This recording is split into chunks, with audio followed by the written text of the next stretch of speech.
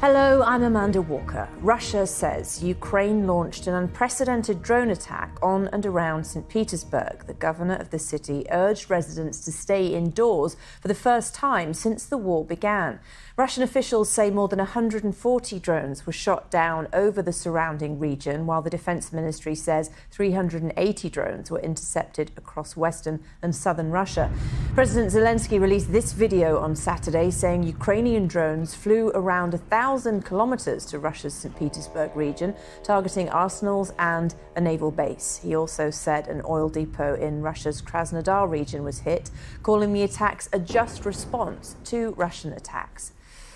Well, the latest attacks come ahead of a meeting in London where UK Prime Minister Sir Keir Starmer will host Volodymyr Zelensky, Emmanuel Macron and Friedrich Merz on Sunday for talks on continued support for Ukraine after a week of escalating hostilities and Vladimir Putin's rejection of Zelensky's proposal for face-to-face talks. Well, I asked Maria Snengoraya, a senior fellow for Russia and Eurasia program at the Center for Strategic and International Studies, what these strikes tell us about Ukraine's capabilities. Well, over 4 years into this war, it's very clear that Russia is not winning. In fact, as we are witnessing right now, Ukraine is starting to have serious momentum and is getting advantage in the drone warfare, really striking deeper and further into Russia.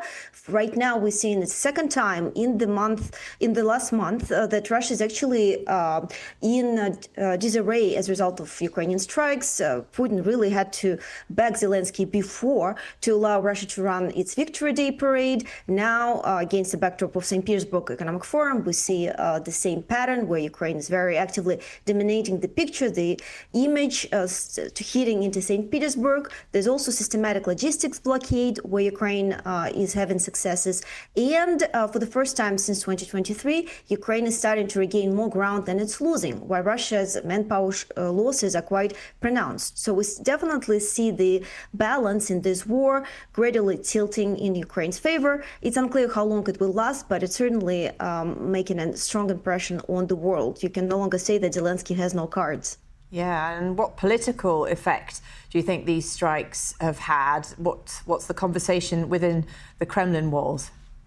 Well, we definitely see that pro-Kremlin analysts, even more the ones that are actually historically backed the Kremlin in this war, they're starting to discuss what it's going to take for Russia to win the war, if the victory is achievable, or my personal favorite, that Russia has already won since it's been fighting not just against Ukraine, but against the entire West.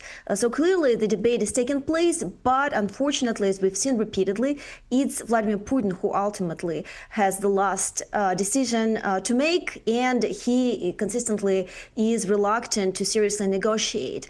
Ukraine having this advantage on the battlefield and Russia's economic situation becoming worse will definitely put the pressure on the Kremlin elites, but I would argue it will take more to seriously push Putin towards negotiating. Yeah, and he seems very locked into this war that's really come to identify him over the past years. What do you make of him saying that he does not want to meet face-to-face? Is negotiation ever going to be a possibility here?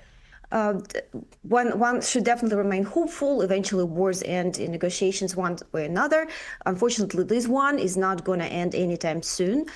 Consistently, despite the U.S. administration effort throughout all of last year to bring Vladimir Putin to the negotiation table has failed. And unfortunately, he still remains seemingly convinced that he can somehow win this war, even if the definition of victory, as we discussed, is being redefined. Russia no longer claims, the control of entire Ukraine. At least it wants to now get the rest of Donbas like so-called occupied.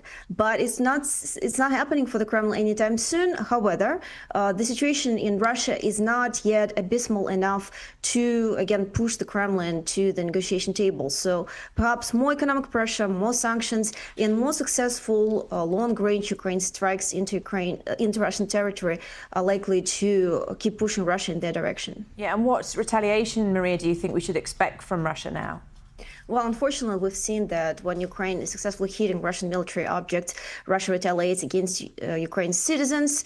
And given the fact that air defenses are now depleting as a result of the war in Iran, and Zelensky is actually very actively seeking for the West to get him more of those air defenses, Russia is going to try to use this momentum in order by keeping these attacks on Ukraine's civilians. We have seen that, for example, Russia's strikes against Kiev and other Ukrainian cities have picked up in the last several weeks, and unfortunately Ukraine just has to brace itself for more of this really, frankly, terror from the Russian side.